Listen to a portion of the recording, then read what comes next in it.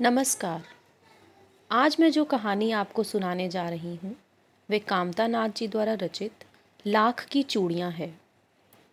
सारे गांव में बदलू मुझे सबसे अच्छा आदमी लगता था, क्योंकि वे मुझे सुंदर सुंदर लाख की गोलियाँ बनाकर देता था।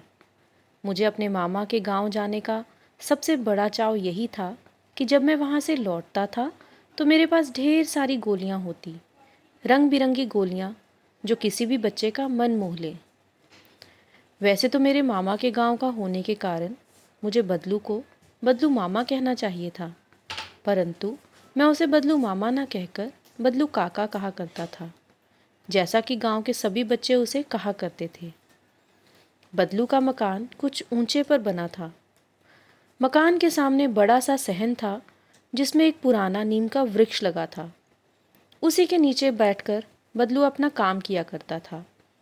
बगल में भट्टी दहकती रहती, जिसमें वे लाख पिघलाया करता।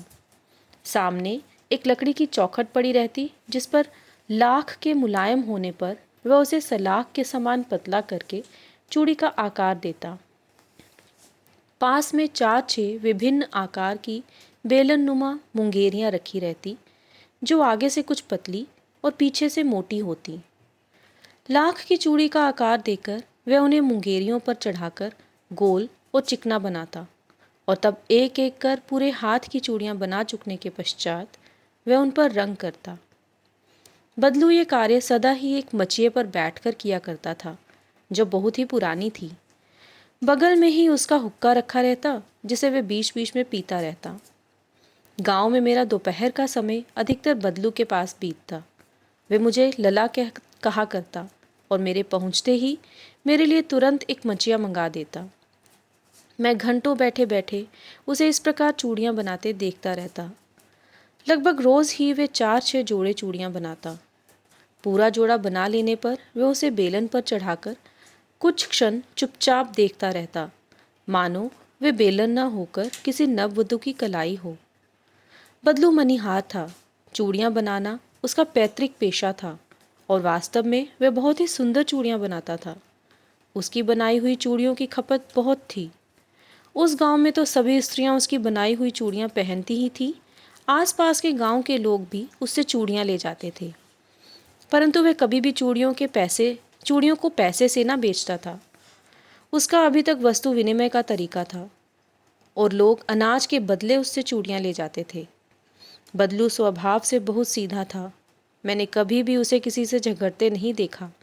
हाँ, शादी विवाह के अवसरों पर वह अवश्य जिद पकड़ जाता था। जीवन भर चाहे कोई उससे मुफ्त चूड़ियाँ ले जाए, परंतु विवाह के अवसर पर वह सारी कसर निकाल लेता था। आखिर सुहाग के जोड़े का महत्व ही और होता है। मुझे याद है, मेरे मामा के यहाँ किसी लड़की के विवाह पर ज़रा सी किसी बात पर बिगड़ गया था, और फिर उसको मनाने में लोहे लग गए थे।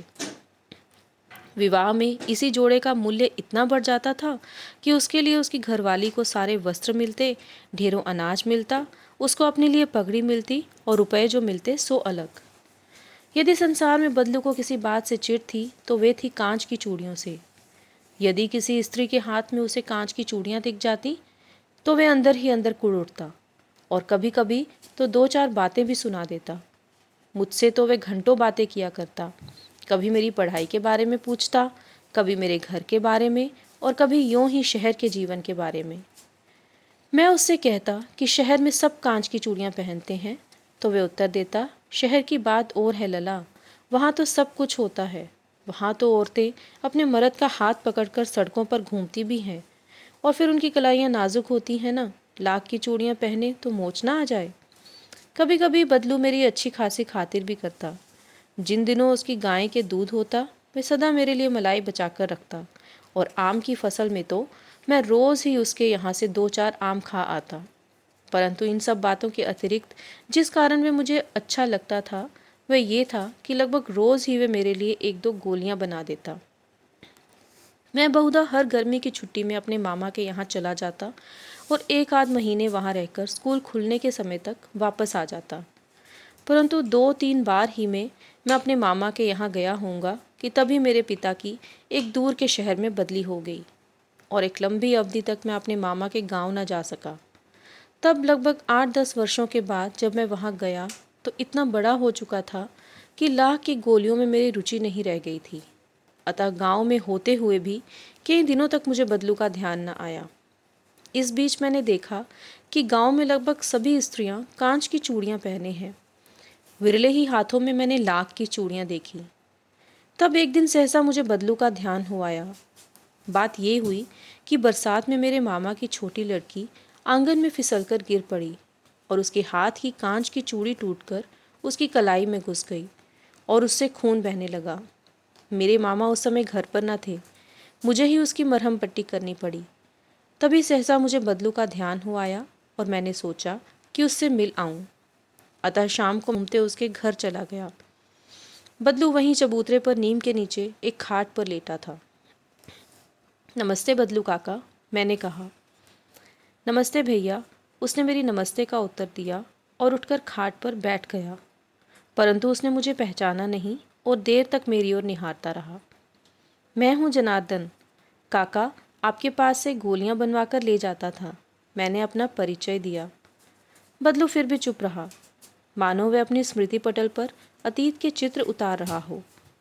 तब वे एकदम बोल पड़ा, आओ आओ लला, बैठो, बहुत दिन बाद गांव आए। हाँ, इधर आना नहीं हो सका काका, मैंने चारपाई पर बैठते हुए उत्तर दिया। कुछ देर फिर शांति रही। मैंने इधर उधर दृष्टि दौड़ाई, ना तो मुझे उसकी मचिया ही नजर आई, ना ही भट्टी। आजकल काम नहीं करते काका, मैंने पूछा। नहीं लला, काम तो कई साल से बंद है। मेरी बनाई हुई चूड़ियाँ कोई पूछे तब तो। गांव गांव में कांच का प्रचार हो गया है। वे कुछ देर चुप रहा, फिर बोला, मशीन युग है ना ये लला, आजकल सब काम मशीन से होता है। खेत भी मशीन से जोते जाते हैं। और फिर जो सुंदरता कांच की चूड़ियों में होती है, लाख में कहाँ संभव है।